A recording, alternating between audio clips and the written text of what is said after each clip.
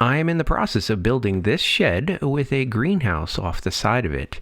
And right now I'm just working on the shed framing. And last time I got the base done and also installed the walls. Well, today I'm going to focus on the roof and the rafters and this third gable framing here, which really kicked my butt, even though I've got some experience with framing. It was pretty challenging for me. So stay tuned and I'll explain how that went.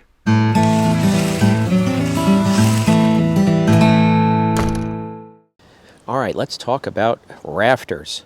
Now, the first thing you need to know is what the roof pitch is.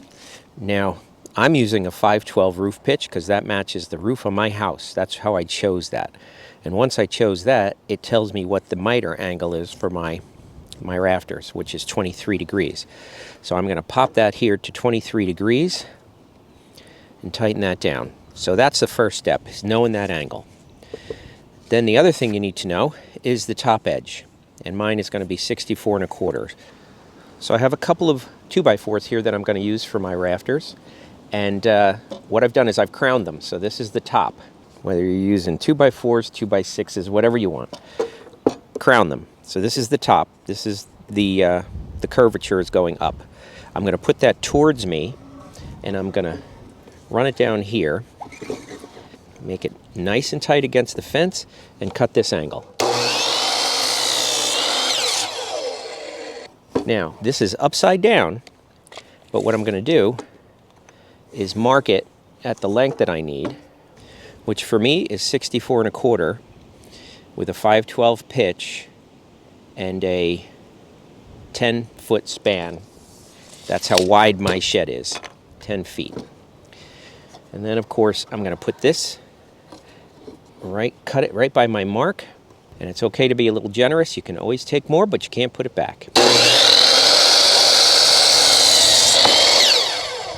Let's double check my measurement here. 64 1/4, that's perfect. Now, the next thing is I'm going to say this was the top, which means this is the part that's going to go against the ridge, and down here is the part that is going to go against the wall. All right, so I'm now looking at, this is the bottom edge here, which is going to sit above the wall. And so it's got this angle cut, but now I need to cut the opposite angle. And that's going to be using a framing square like this. But I need to measure this very important distance right here is 2 1/4 inches. So I need to measure that 2 1/4 inches, and that tells me where to put that perpendicular cut. Now to do that, I'm going to put my tape measure on the 1 because this is not accurate from this with that angle there. So I'm going to put that on the 1, and I'm actually going to mark it at 3 1/4 because this is then 2 1/4. Then use the framing square here to make that mark. And that's going to get cut with the handsaw. Now what I do is I use the edge here to line it up with the top of the line, but I'm watching the blade, making sure that the blade is cutting it just to the right side of that pencil mark.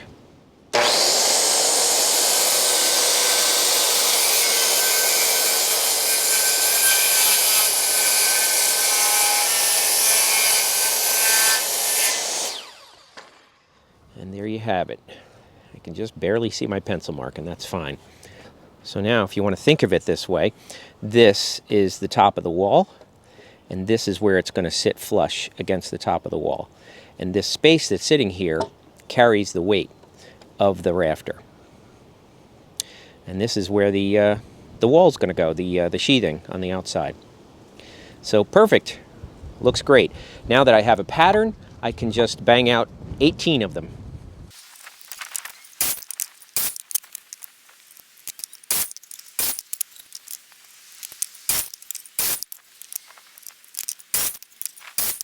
All right, since I had so many to do, I got a little bit smarter, and I clamped a scrap, which has the same angle on it, and the saw is back to 90 degrees, or 0 degrees, and now I can cut them off much more carefully.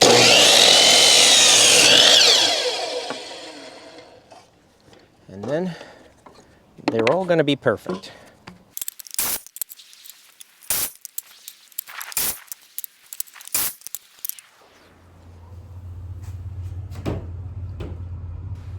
Many people like to attach two rafters together with plywood gussets to form simple trusses like shown in this pre-built shed that I saw at Lowe's. And there's nothing wrong with that, but I've always used a solid ridge board to keep everything nice and straight. And for this shed, that started as a 16-foot 2x4, which I'll trim to length later. After marking the placement of the rafters, I built a temporary cradle for each end to hold the ridge in the middle of the shed and at the right height. I screwed a temporary board at the top of each wall to make sure that the rafters don't slide off while I'm installing them. I generally drive 3 nails into the top of each rafter, either through the ridge or toe-nailed. The rafters need to be toe-nailed at the bottom because I can't drive a nail up through the double top plate.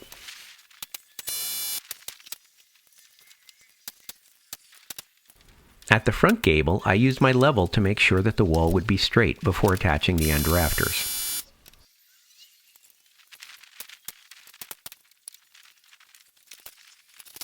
So did you notice my mistake? Well, I framed rafters on both sides, and I forgot to put the horizontal one here for the ridge for that third gable. So here's a mistake, and I had to fix it. That rafter didn't go to waste because it was long enough to use as a ridge for that side gable. I made another temporary cradle to hold the side ridge in place while I attached it to the main ridge. Next, I cut the ends of the 2x10 sleepers and temporarily screwed them to the ridge. These are needed to form the base of the valleys.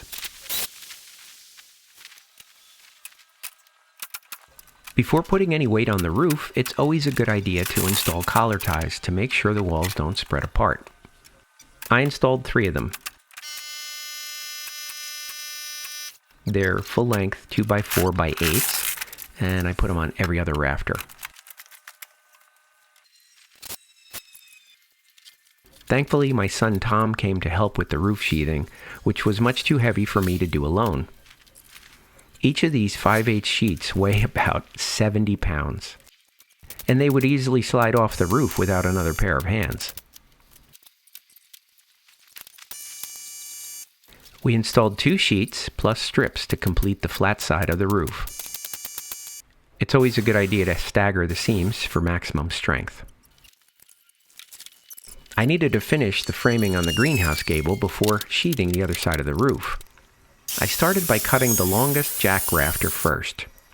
The bottom is mitered and beveled at the same angle as the roof pitch, 22.5 degrees. Using the measurement from the blueprints, I mitered the top edge where it meets the ridge, again at 22.5 degrees.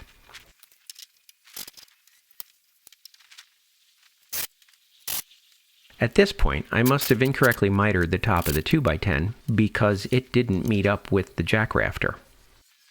So I removed the temporary screws, moved it to fit the jack rafter, and temporarily clamped it in place. Then I marked a parallel line at the ridge and cut the correct angle.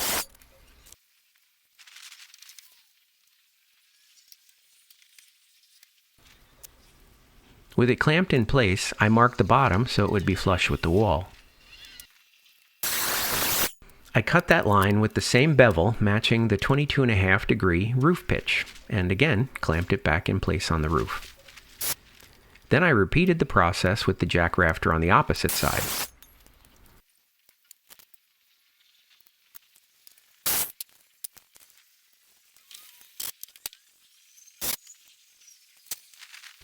Now the top angle of this 2x10 must have been good enough, so I just marked it and cut the bottom.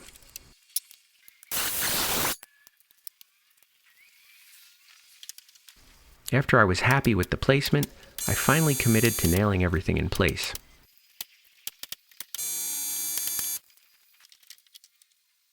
The shorter jack rafters were cut exactly the same way, just using the lengths in the blueprints. They don't need to be as precise because they can be moved left or right to achieve a perfect fit.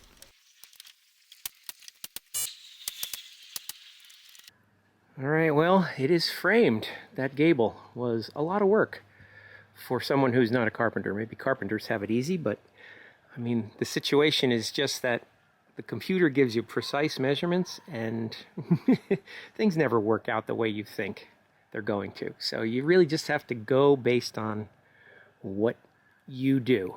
You know, the variability in your cuts, just everything. It's just not going to be perfect every time. And I'll give you an example. Looking straight up, you can see that those 2x10s are not perfect. The one on the right side is actually lower than the one on the left side. So it is what it is. That's some of the variability there. You just gotta go with it. And once the roof is on, nobody's gonna notice. It's not gonna matter. To cut the angled piece of the sheathing, I used a level to find the point where the board would meet the sleeper. I measured that length, plus another point measuring down from the ridge. I marked those 2 points on a sheet and created a line between them. After saying a little prayer, I cut the sheet and grunted and groaned to get it up on the roof by myself with only the help of a panel carrier.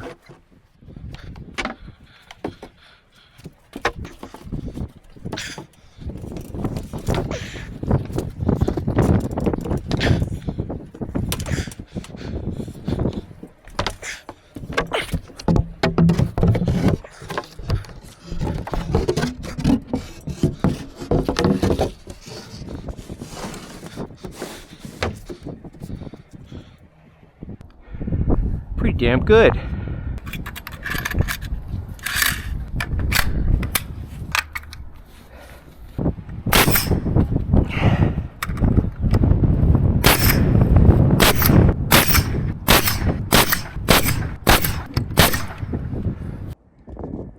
Yeah, the gable is definitely the most challenging part here, but I'm getting it done. And I'm trying to use as few of these zip pieces as necessary, so maybe I can take some back. But it's getting there. Almost done. With the rafters in place, I don't actually need the ridge support on the gables. So I removed them and installed nailers to attach the siding on the gable later.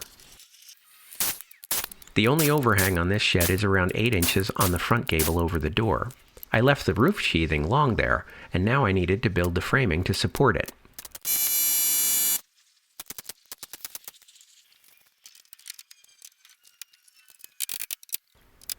After both sides were installed, I cut the excess off the ridge.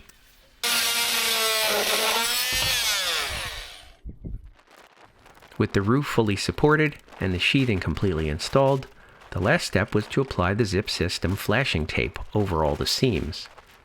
The beauty of this system is that it doesn't require tar paper or tarping the roof to keep it dry. These zip system OSB sheets are made with exterior glue, and they have a waterproof coating on them that can withstand rain during construction. The tape is flexible and very sticky, but it needs to be installed with a J-roller to provide a water-resistant bond. Now at least I can rest easy knowing the roof is protected until I can get the wall sheathing on, and then the trim, and then the shingles. So there's a lot more to come. Stay tuned. Hey there, if you're new to the channel, be sure to subscribe and hit that bell icon to be the first to know when new videos are posted. Look for HandyDadTV on Facebook, Twitter, and Instagram, and visit the website HandyDadTV for more great ideas and information.